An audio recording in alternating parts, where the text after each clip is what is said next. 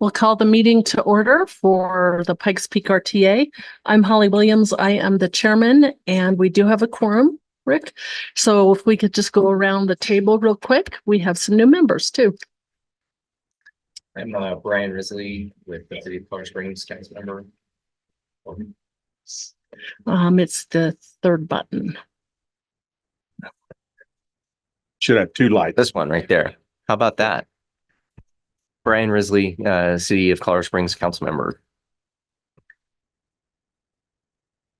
Jim Osborne, Mayor of Luna. Randy Helms, Colorado Springs City Council. Byron Wall from Calhoun. Todd Dixon, Mayor, Green Mountain Falls. Nancy Fortune, Mayor Pro Tem, Manitou Springs. Lisa Corey, Finance Manager for the PPRTA. Rick Sonnenberg, PPRTA Program Manager. Executive Director, Yolanda. Yolanda Avila, Colorado Springs, City Council, District 4. Okay, and then we have Commissioner Carrie Geithner online.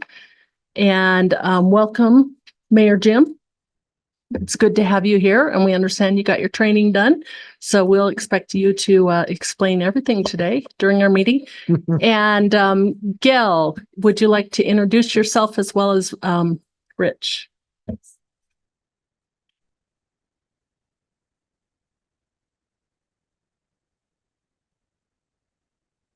Hello, my name is Gail Sturdivant, and I'm the Deputy Public Works Director and City Engineer for the City of Colorado Springs.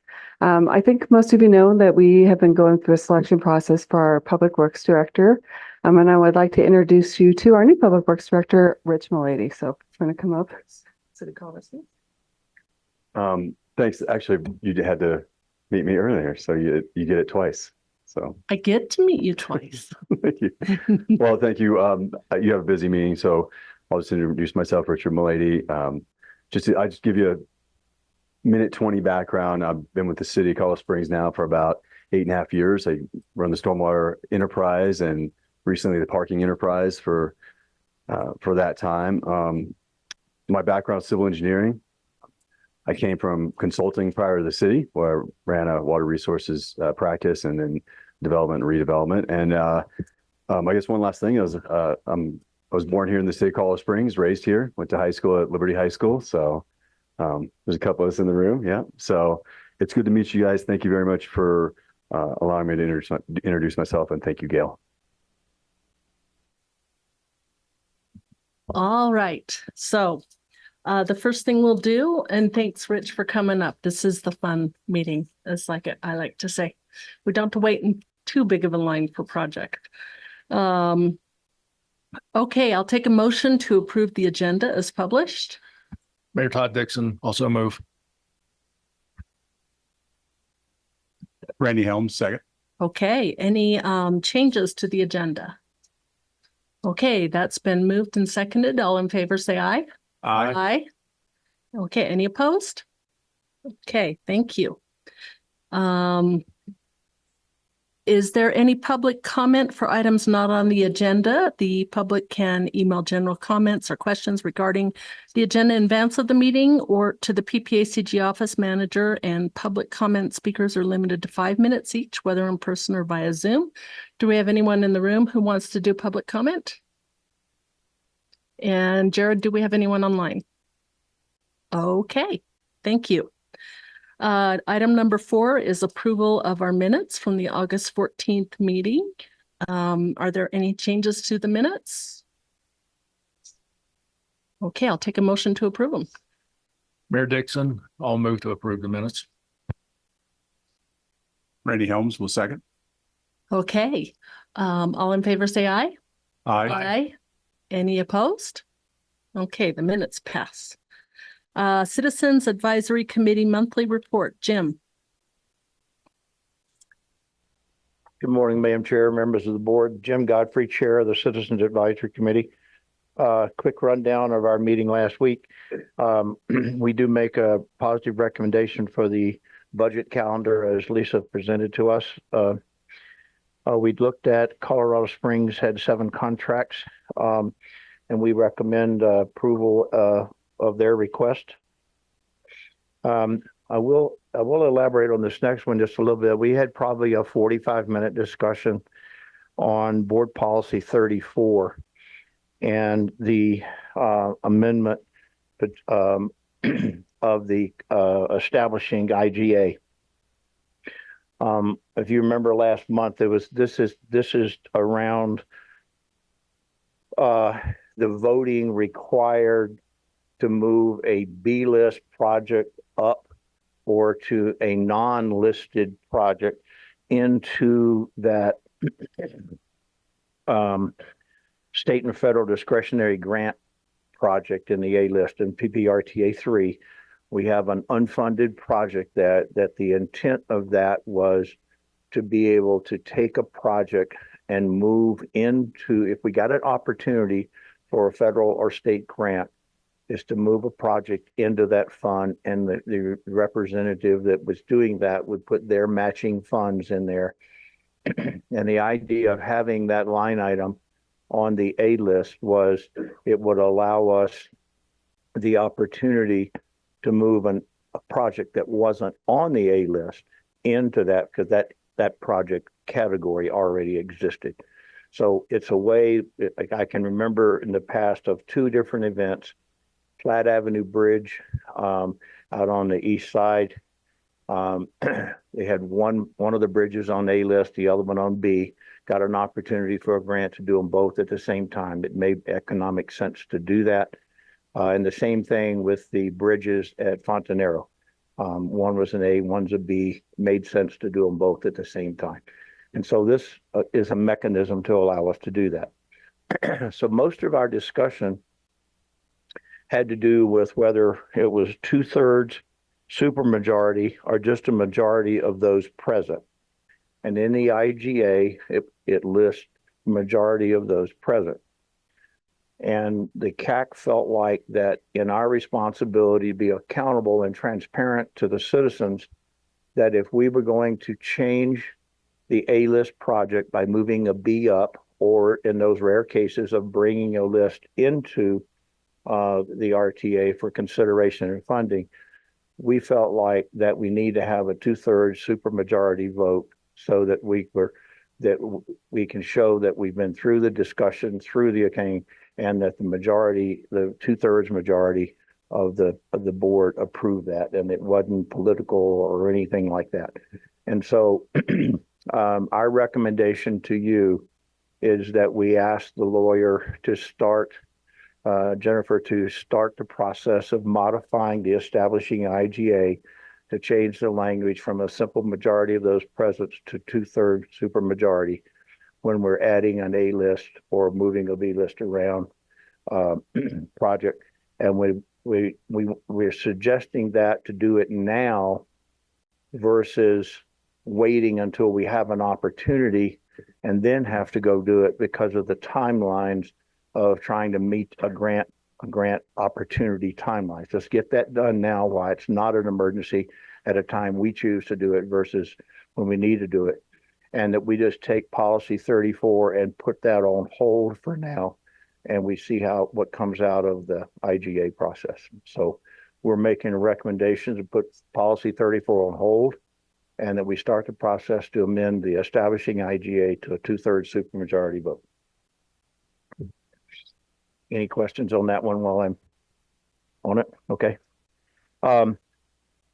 Then on the approval of the resolution for the comprehensive intergovernmental agreements, we've got 6 or 7 of those, 5 or 6 of those, one for each thing.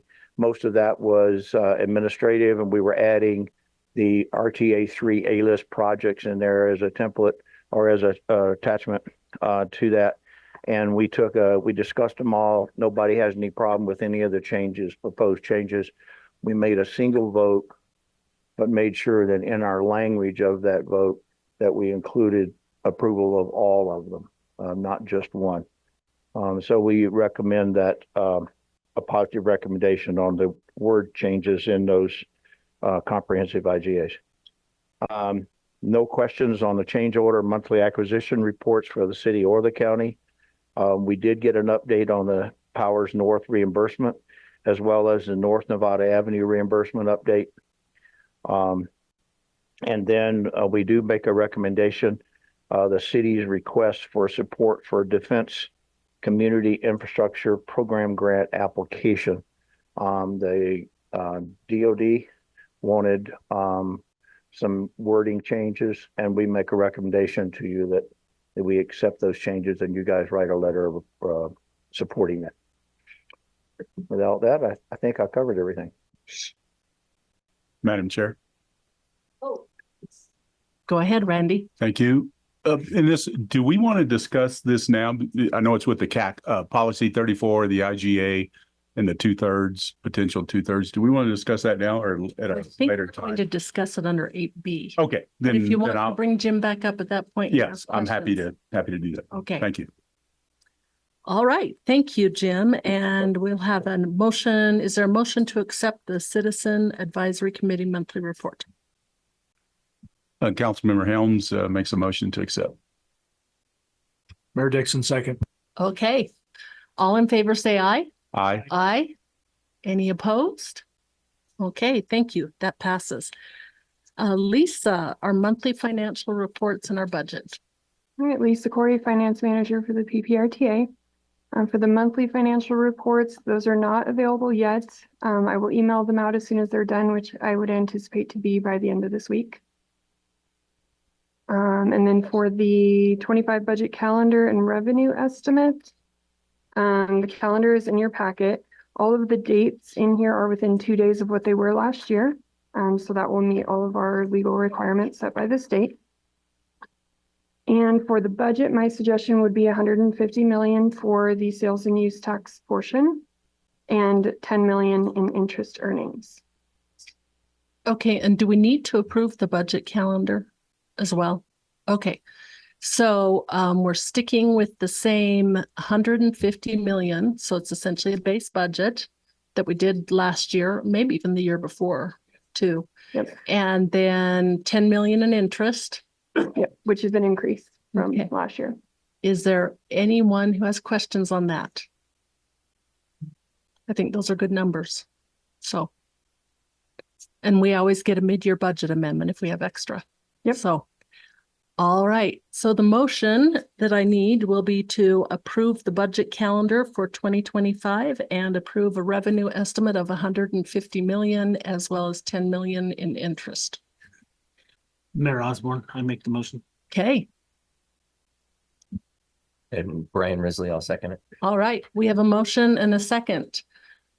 All in favor, say aye. Aye. Any opposed?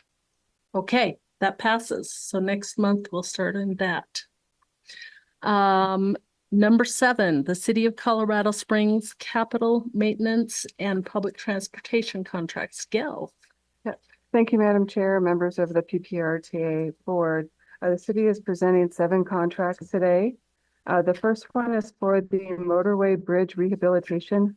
There's a map located in your packet that shows this area, but it is on Motor City Way in proximity to Arvada.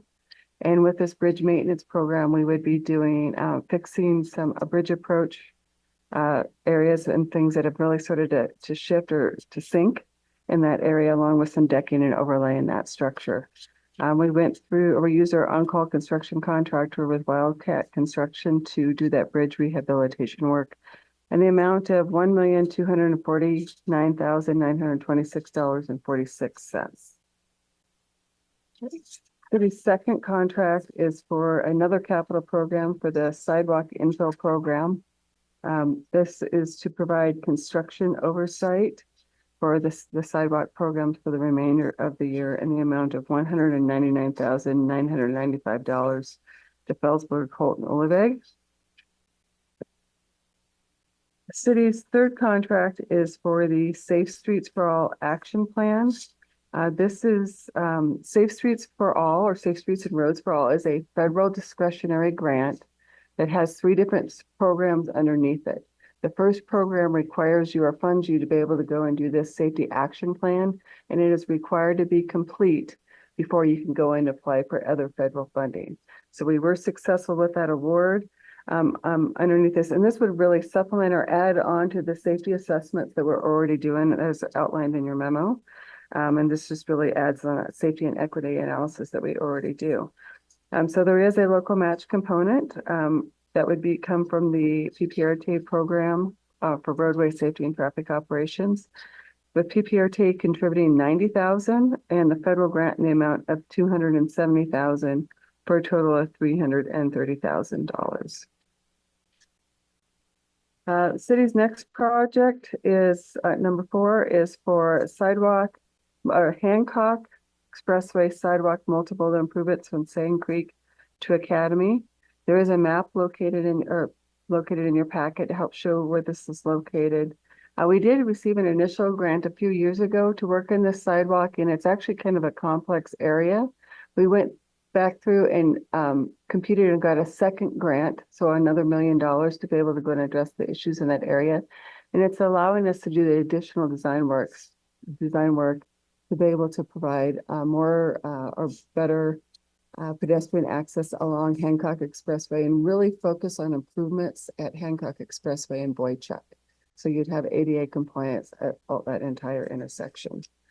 So with that, it's a 50-50 match with the grant. This is for the additional engineering work only.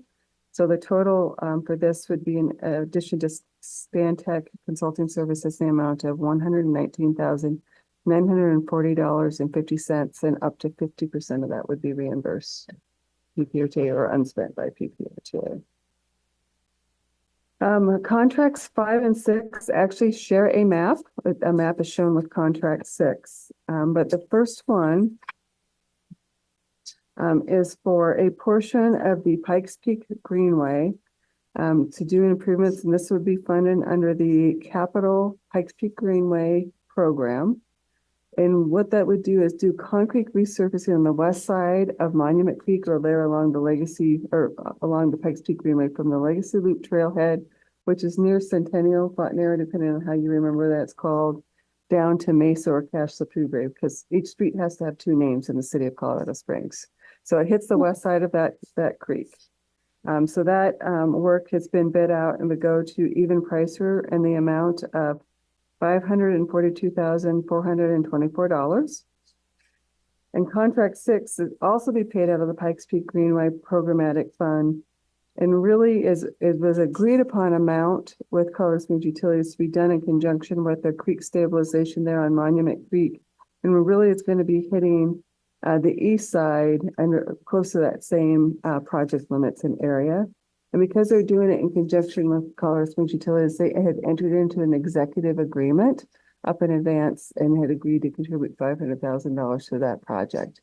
Part of that is actually going to include an underpass where the Pikes Peak Greenway is going to go underneath Mesa Road. So it actually is a pretty good deal for the Parks Department for that particular contract. And then the last item, contract 7, is also another parks project, and there's a map included. And this is for a portion of the Sinton Trail, really from I-25, that's where Elson Street is, up to Garden of the Gods. And it's really, if you're familiar with that section of trails, to take that old aged non-standard asphalt trail section and replace it with our standard concrete shared use path with the breezeway shoulders in that area. And that would be in the amount of and this is just for the design efforts to be able to do this. It would be in the amount of $68,905 to Basis Partners. And that would be paid for out of the Sit and Trail program, which is a capital ALS program. So any questions folks would have on our 7 contracts? Any questions? Okay. If there are no questions, I did have one, the Safe Streets for All, is that a grant coming down through CDOT? No, that is a federal discretionary grant. That was a new program underneath the IIJA. All right. And anyway, and if you're familiar, we actually just got another grant award underneath that same program as well. So you'll see something in the near future. Okay. All right, I'll take a motion to approve the City of Colorado Springs capital maintenance contracts. Mayor Dixon, I'll move to approve. Councilmember Helms will second. Okay, that's been moved and seconded. All in favor, say aye. Aye. Aye. Any opposed? Okay. Now we're up to the transit report, land. Item number 8A. And Gail, your mic's still on. Just so you know. Thank you. Good afternoon, Line Rail Transit Division Manager. In your packet is our regular monthly report for information. I would like to go to page number 30 in the packet. From this table, you will see now we have included the July ridership in this monthly report. Unfortunately, our ridership was 2% lower looking at July this year compared to July last year. We don't know exactly what caused this ridership decrease. However, some factors that we could look into.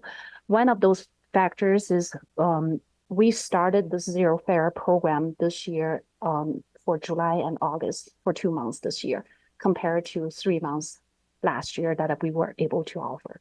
So people might have got used to in June, this is the new program that's right, transit for free, and July was a continue. They were able to continue that trend. So what we did was to look at the months prior to the free fare. Back in 2022, we were able to offer zero fare in August. So we looked at the ridership increase from July to August, and that was 39%. Last year, May to June, that was 41% increase.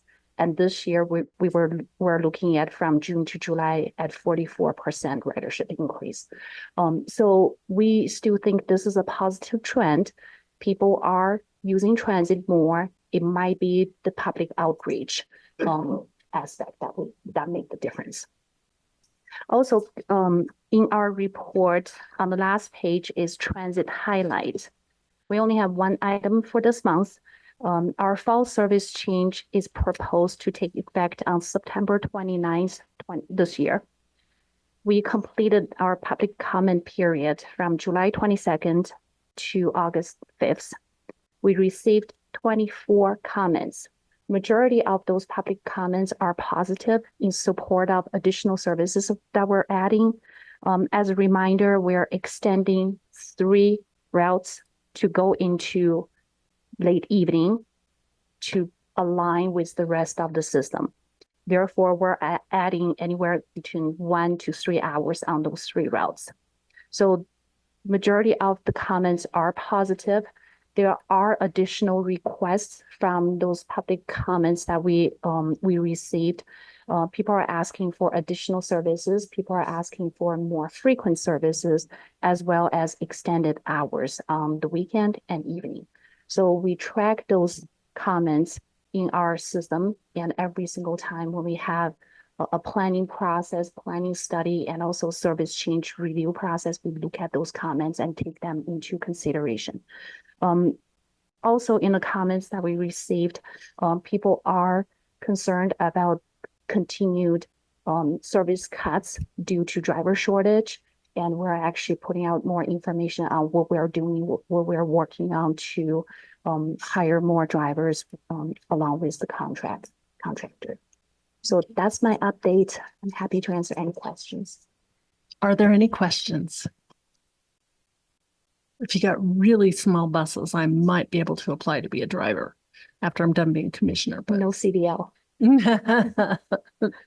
But I don't drive long cars very well. So thank you. All right, no questions. That's just an information item. Okay, now we're to board policy number 34. And I didn't know, Rick, do you want to explain this first?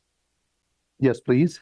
Okay, go ahead. A little additional background, excuse me, from what Jim Godfrey gave. As the board will recall, the staff, the CAC and the board spent most of calendar 2021 brainstorming any revisions or that the board might want to make to the PPRTA 3 ballot that was at that time conceived to be to go to the voters in November of 22. So in the middle of towards the end of that process in 2021, in August and September, is when the state and federal discretionary grant match program fund was floated as an idea to be added to the regional collaborative section of the PPRTA 3 ballot measure. That would be an empty bucket that member governments, when they could get a state or federal grant opportunity in the 10-year cycle of January of 2025 through December 31 of 2034, that they could move some money into that A-list project, particularly for a B-list or a non-listed capital project. And an example of a non-listed capital project is the I-25 GAP project, CDOT's GAP project, which came up, and as you recall, CDOT required local contribution before they would commit to spending $350 million for the third lane of the GAP for each direction from Monument to Castle Rock.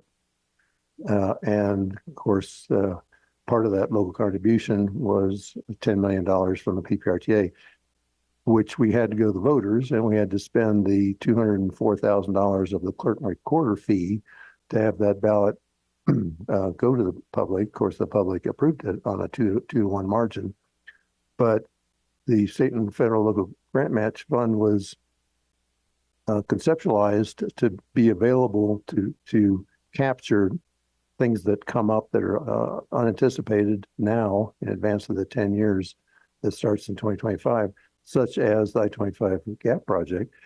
So we could move some money from a member government's capital project share into this A-list project without having to go to the voters, and without having to spend the $250,000 of a clerk and recorder fee, and also take the risk that the voters wouldn't approve it.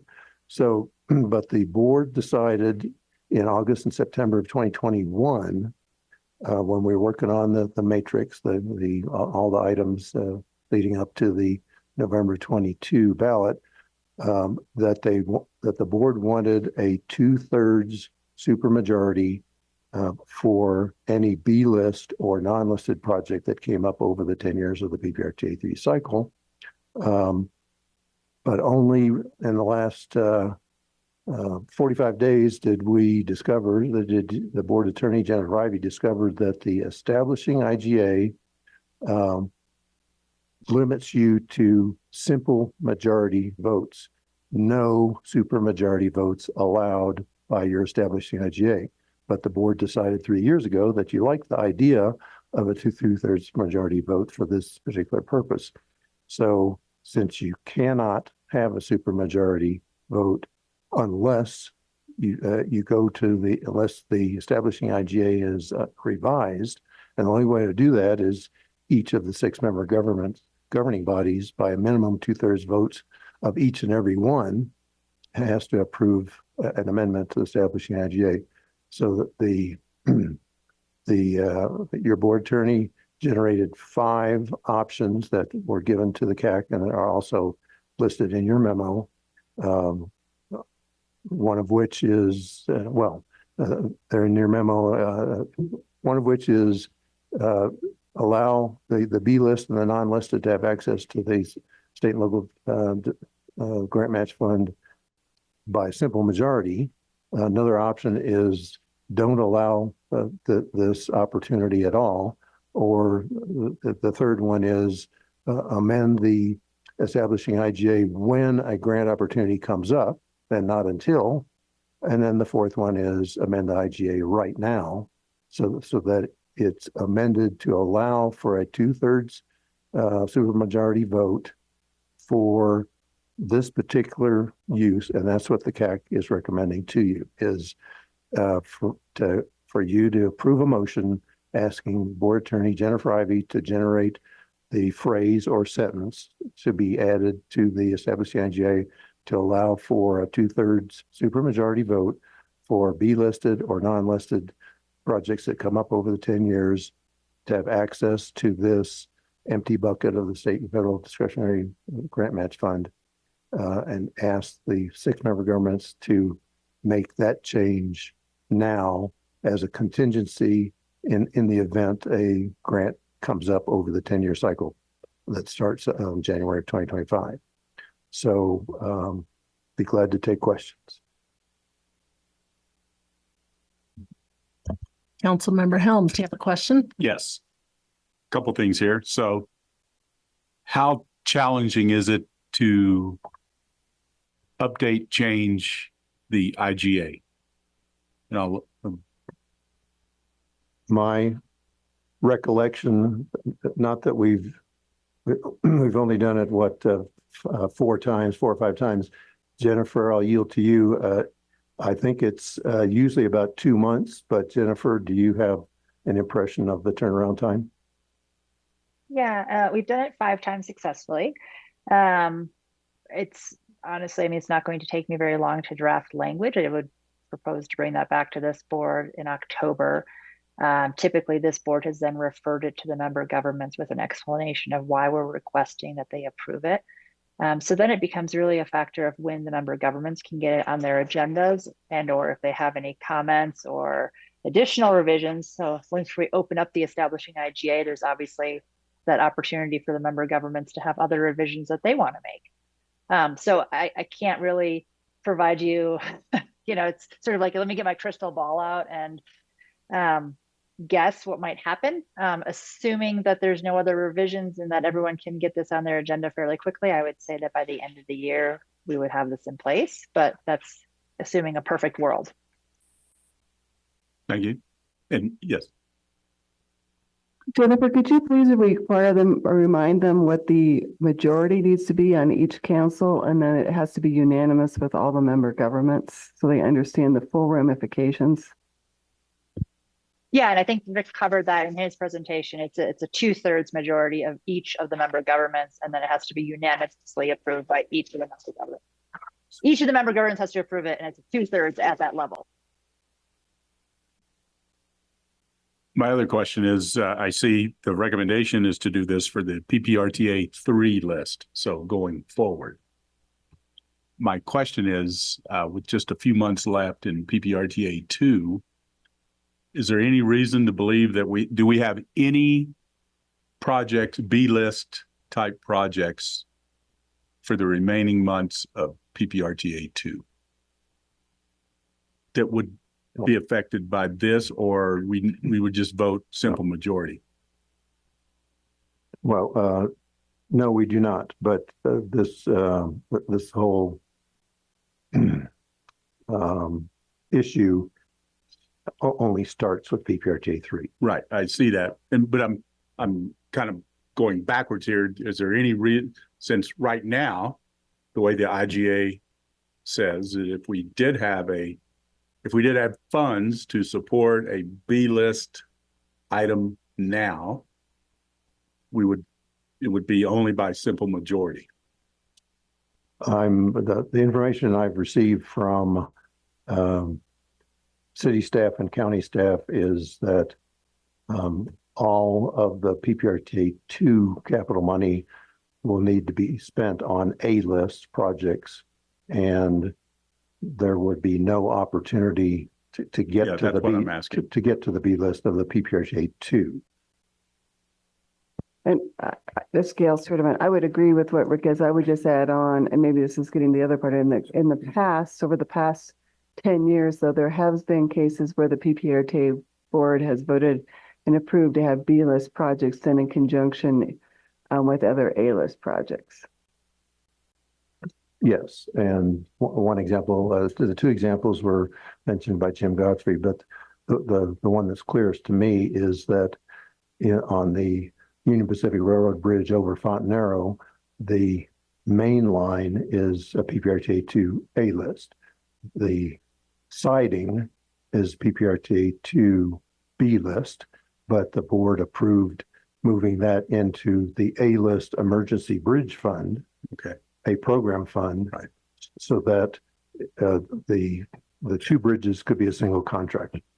Yeah, my point is, whether we support this or not, we're not in any rush. That's my point, because we're just starting PPRTA 3.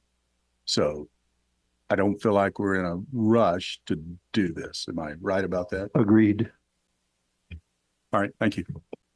If I could maybe just comment on that though, even though we're not in a rush, I guess I would tend to be, if we're going to do this, I would tend to be in favor of doing it sooner rather than later, because I don't want us to be in a situation where some opportunity comes before us and we have to jump through all kinds of hoops to make it happen, or it's unclear what the approval process should look like. And so I think, in my view, doing it now, if we're going to do it, makes more sense than waiting. Right. And I don't disagree with you, I think, but we do have a process right now, and it's by simple majority. I think that's the only difference, that's the only difference about whether or not we move and the other difference, not a difference, but the other point is that this is, and I think we need to do it now. If no other reason, then if for some reason we get some kind of grant, as I understand it, matching funds for something that might be an emergency or a B list item. Is that one of the reasons? It is specifically the line to match with grants, with federal grants. Is that how the line read, Gail? So the answer is yes, it has to be discretionary. So the key is it's not going to would not have an impact on fundings that flow through PPACG and through the TIP process. These would be separate programs that either exist today or stood up by either the federal government or the state of Colorado. And there was a third provision that if there is an emergency, a nationally declared emergency, where funding would be available for a government to be able to recover. And Mayor Dixon, and I apologize, I think I pick on you every time I give this example, so forgive me, but let's say he has a bridge in his community that is washed out because of some flooding that's either just from a rain event or from a fire and rain event, and he needs to replace that bridge. He can go and get a FEMA grant money, but he would be required to come up with a local match regardless. So those are the three scenarios where it would be used in place. And in all cases, it would have to come back to the PPRTA board for consideration. Would any of them actually be IIJA grants? Because I understand there's a lot of money there. Yes, there are. The federal today, the number one pot of money that we collectively as PPRTA would be looking at falls underneath the IIJA. Okay. And I think the reason why we wanted 2/3 is because we are a very transparent organization. So we did feel it needed to be more of a supermajority if Rick can figure out the math. Yeah, that's the hardest part. And so, because if we're actually expending the money, and moving up a Phase B project, so let's say we got money to widen I-25 between, what's the current place where it backs up, Circle and Cimarron, I think. Everywhere. Everywhere. But I remember 20 years ago when it was only downtown that backed up, or 30, might be closer to 24 years. And that's if we had the opportunity to widen that, this would give us the opportunity to apply for that grant. And as I talked in an earlier meeting today, CDOT does seem to be pushing us more into looking only at safety and not expanding or reducing congestion. And I'll get off my CDOT high horse right now and say, so this might be a really good opportunity for us. And that's why we wanted a supermajority to be more transparent to the voters. Go ahead. And I do remember, so if we reach way back 3 years ago, August of 21, we did approve this for a supermajority. Mm-hmm. And as it turns out, we need to update the IGA. Yes. And I think that's the only thing left remaining, because we've already voted to do a supermajority. Yeah, that's true. That was went out to the voters. Go ahead, Jim. Just Jim Godfrey. And on that note, one of the reasons we felt like the IGA was important versus just a policy. We wanted to be affirmed. It would be something that everyone has to look at and agree to versus just a policy that could be changed one way or the other. We felt like that gave us a stronger foundation in terms of answering any questions from the citizens. Gail? Okay, all right. So I guess I would follow along unless anyone wants to consider another proposal. I would follow along with what the CAC has recommended and have a motion for Ms. Ivy to prepare us an updated language in the amended and restated comprehensive intergovernmental agreements. No, the master IGA, Yes, the establishing the IGA. establishing IGA, Section 615. and have her bring language to us next month. So that's the motion. Mayor Osborne, I make the motion. Thank you. Mayor Dixon, second. All right. Any further questions? All in favor, say aye. Aye. Aye. Any opposed? Okay. All right, now we have 1, 2, 3, 4, 5, 6, 7, no, 6 items where each government has submitted their resolutions approving the amended and restated comprehensive intergovernmental agreement. And so we need to go ahead, Rick. Thank you, Madam Chair. I'll take the first stab and then Jennifer Ivy can help me out if I get stumped.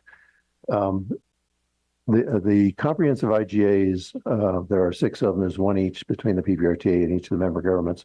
These are different from the establishing IGA. And these cover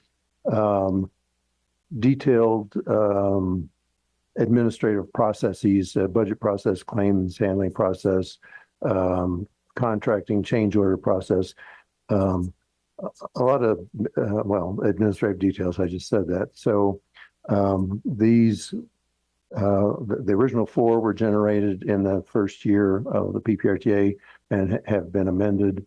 When Raymond Calhan joined, we implemented the comprehensive IGAs with them. So we now have the 6.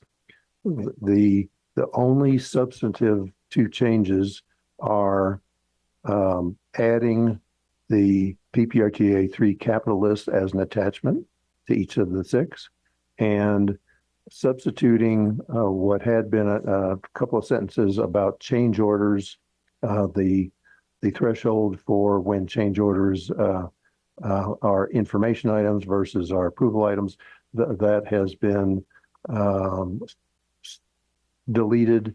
And since the board several years ago implemented board policy 30, which has 24 different features of how change orders and mods and task orders are reflected, particularly with the city of Colorado Springs having the most detail in their contracting process. So this just substitutes board policy 30 in exchange for a couple of sentences that previously dealt with contracting. So those are the 2 main changes.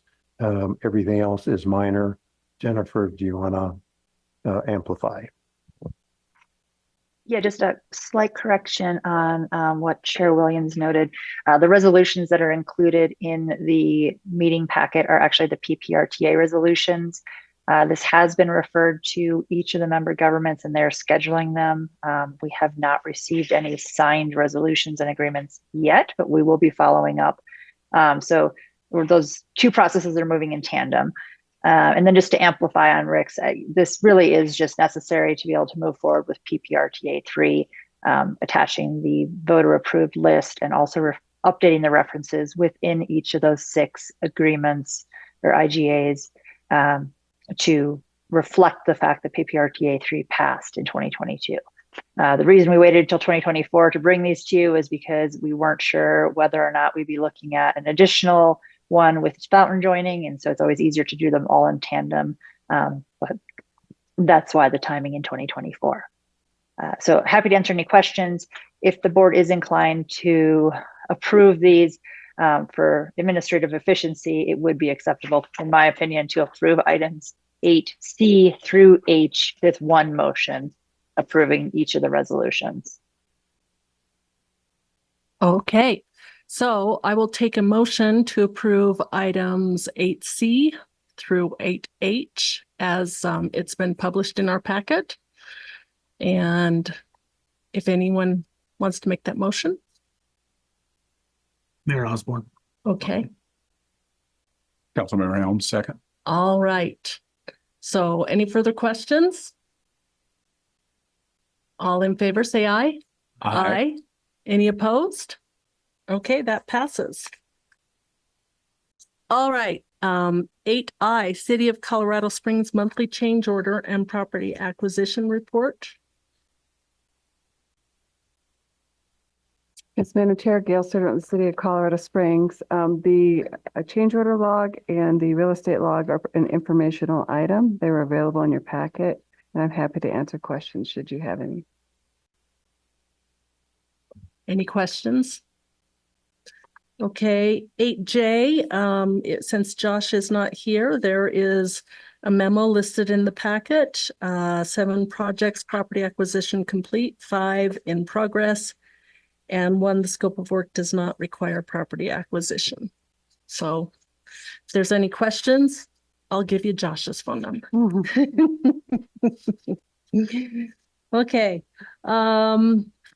8K, City of Colorado Springs Powers North reimbursement update. Yes, Madam Chair, Gail Stewart, the City of Colorado Springs. We've been bringing these reimbursement agreements. Just want to let you know, as we're progressing with the Powers Boulevard work, we are been focusing on reimbursement for construction costs solely up until this one. The first 4 line items shown on are still for construction. The 5th line item is actually for engineering work related to the rest of the Powers corridor to fill in that gap between State Highway 83 and Voyager Parkway. As of today, we've expended $8.86 million. And right now, the PPRTA reimbursement portion is $7.85 million. And I'm available for questions. I have an interesting question. I did have a constituent ask when it will be open, but we're still like a year away from that, right? Or that the bridge that is currently under construction should be open and operational before the end of the year. And that's the Voyager Bridge. The Voyager Bridge. Okay. All right. I also have a constituent that asks me at least once a month about the status of the bridge. And will it block any of the amphitheater noise? Sorry, I just had to. Oh, that was funny. Okay, the next item is North Nevada Avenue reimbursement update. Okay, similar to the Powers reimbursement agreement, there is a reimbursement agreement that exists between PPRTA and the City of Colorado Springs, where the city is using general fund money to start advancing that project. And as you recall, a few months ago, we brought this reimbursement agreement in place because there was an opportunity to purchase a critical piece of property associated with the North Nevada corridor improvements, which is a PPRTA 3 A-list project. So we've actually purchased the project or purchased the property. We're just starting to itemize the costs in this. So you'll see 1 or 2 more of these for Nevada Avenue for the reimbursement. But to date, the reimbursement amount is $2.33 million. Okay, that's the railroad property. And as you recall, it's no more than $2.6 million we'd be coming and asking for reimbursement. Okay, thank you. Thank you. City of Colorado Springs letter of support for the Defense Community Infrastructure Program grant application. Great. Thank you, Madam Chair. Gail Stewart again, City of Colorado Springs. So thank you with the board's generous support in May of 2024 to provide the local matching funds and agreeing to provide a funding commitment letter based on our 25 budget for the Defense Community Improvements Program, or the DCIP program. This is to help us fund intersection and interchange improvements at Peterson Space Force Base Northgate. This has been a regional effort with PPACG starting to getting the first grant and getting support with the city and county to get congressionally directed spending to keep the engineering moving forward. And now we've received $10.71 million in award from the Department of Defense to go towards this project. So we do have a 30% local match. So consistent with the commitments that we made through PPRTA, We are budgeting the local match in our 2025 budget. And we do, as a requirement to finalize the grant agreement with the DoD, need to provide them an updated letter. So I took the funding paragraph of the letter that we drafted and we used in May and just added the highlighted portion in your memo, just to add the specific amount. It's in the amount of $4,590,000, which is the local match, or 30% of that anticipated total construction cost. So we're just asking the board's generous approval to modify this letter, ask you, Commissioner Williams, to re-sign it so I can submit that to the Department of Defense. Any questions? Any questions? As it is September 11th, and this is the one area in our region that doesn't have the safety features we need for people to get on people can drive right through the gate. This is something we should approve today. So can I have a motion to approve this? Randy Helms, motion to approve. Mayor Osborne, second. Okay. All in favor, say aye. Aye. Any opposed? Okay, thank you. Okay, Rick, administrative actions and report. Madam Chair? Yes. May I ask a question to Gail? It's I don't know if it's related or not, but I think it is. Powers and Airport. I know CDOT is doing the overpass there for the west side gate to go into Peterson. Does PPRTA 3 have any piece in that at all? The short answer is no. And I believe even longer term, the answer remains no. Until we take over Airport Road, that will go over Powers. And once that construction's done, then becomes a city asset. So we might be using PPRTA maintenance funds in the future. But as far as construction today, we are not contributing to that project at all. Yeah, I was just wondering, is any DSIP? Do we know if any DSIP is part of that too? I know that it is not, Okay. All right. not DSIP funding, and that really wouldn't be an eligible program. That DSIP program is actually a very small program. It's $100 million for the entire United States. Oh, And we okay. captured over Yeah. 10% of it. All right. So, yay team. All right. Thank you. Okay, Rick, administrative update. The quarterly reports of what each of the 6 member governments reported to me that they've completed in quarter number 2 are in your packet. Very exhaustive, particularly on the and detail on part of the city and the county. It's information. Be glad to take any questions if you have any. Are there any questions? Okay, there are no questions. So now we are to agenda topics for the next meeting. Does anyone have any agenda topics proposed for next meeting? Okay. Pikes Peak RTA member announcements. I know Jim Godfrey wanted to stand up and make a member announcement for El Paso County. Thank you for the opportunity. I just wanted to pass along that the El Paso County Citizens Outreach Group, of which I'm a member, is having our 2024 Citizens College coming up on the 21st through the 26th of October. We're meeting Monday through Friday nights from 5:30 to 8:30, and then a session on Saturday. And this will cover how the county runs. Each of the major county divisions will be giving a short presentation during this period of time, answer questions.